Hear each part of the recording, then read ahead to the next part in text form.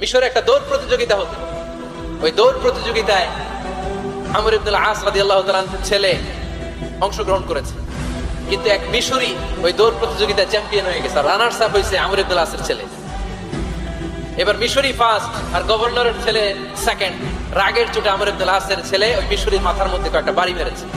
মিশরি বলে, আমার মাল্লা কেন, তুমি খেলায় পারো না, আমার মাল্লা কেন? কয় আনা ইবনুল আকরামিন, আমি গভর্নরের পোলা, আমি যা বলবো এটাই হবে, আমার উপরে কথা নাই। মিশরি ওইখানে আর ঝগড়া বাঁধায় নাই, মনে দুঃখ নিয়ে মদিনায় চলে আসলেন। এসে বললেন, আমিরুল মুমিনিন, আপনি আমর ইবনুল আস রাদিয়াল্লাহু তাআলা আনহুকে মিশরের গভর্নর বানিয়ে পাঠিয়েছেন। একটা প্রতিযোগিতায় আমি চ্যাম্পিয়ন হয়েছি, ওনার ছেলে হয়েছে রানার আপ।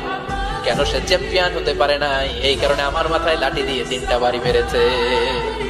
বিচারটা দিছে কার দরবারে? কথা বুঝেন নাই বোধহয়? ওমর ফারুকের দরবারে। ওমর ফারুক বললেন, তাই আগামী বছরের অমুক তারিখ আমি সব গভর্নরদেরকে ডেকে হিসাব নেই, তো ওই দিন তুই থাকবি, পারবি না? মিশরে বলে, পারবো মানে অবশ্যই পারবো। ওই দিন 7 রাজ্য থেকে 7 গভর্নর হাজির, গভর্নরদের ছেলেরাও হাজির, মিশরীয় হাজির।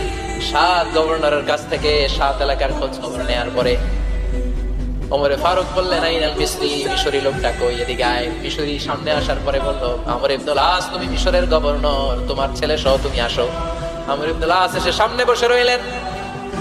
এবার বললেন, ও আমর ইবনুল আসের ছেলে, তুমি নাকি ইবনুল আকরামিন গভর্নরের ছেলে, তুমি যা বলবা মিশরে নাকি তাই হবে, তোমার নাকি অনেক দাপট। নিজে একটা লাঠি এনে মিশরীর হাতে দিয়ে বলবে, এবার তোর মাথায় যতটা মারছে তুই ততটা গুনে গুনে মার, আমি দেখবো। আমর ইবনুল আস দেখবে, আমর ইবনুল আসের ছেলেরে তুই এখানে মার। সে বলতেছে, থাক, আপনি বলছেন এতেই যথেষ্ট, মারা লাগবে না, আমি মাফ করে দিলাম। ওমর ফারুক বলল, খবরদার, মার, মার ওর মাথার মধ্যে। মিশরি ওমর ফারুকের ধমক শুনে ভয়ে ভয়ে 3টা বাড়ি মারলো। এই বাড়ি মারা দেখেও ওমর ফারুকের হৃদয় ঠান্ডা হয় নাই। লজ্জায় আমর ইবনুল আস, বয়স হয়ে গিয়েছে, সাহাবা, মাথা তখন টাক, মাথায় চুল নাই, লজ্জায় মাথাটা হেট হয়ে মাথাটা নিচু করে রেখেছে। এবার রাগের চোটে ওমর ফারুক বললেন, এবার আমর ইবনুল আসের টাক মাথার মধ্যে একটা মার। কেন ছেলেকে শিক্ষা দিতে পারে নাই? ইয়া আমর ইবনুল আস, মাতা জাআলতুমুন নাস আবিদা, তোমরা কখন মিশরীদেরকে নিজেদের দাস বানায় নিলা? ওয়াকাদ ওয়ালাদাতুম উম্মুহুম আহরারা, আর ওদের মায়েরা তো ওদেরকে স্বাধীন সন্তান হিসেবে প্রসব করেছে।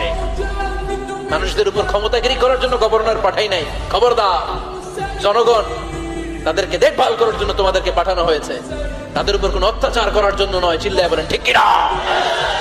এরকম নেতা কয়টা লাগবে? কয়টা? ওই নেতার নাম কি? ওমর।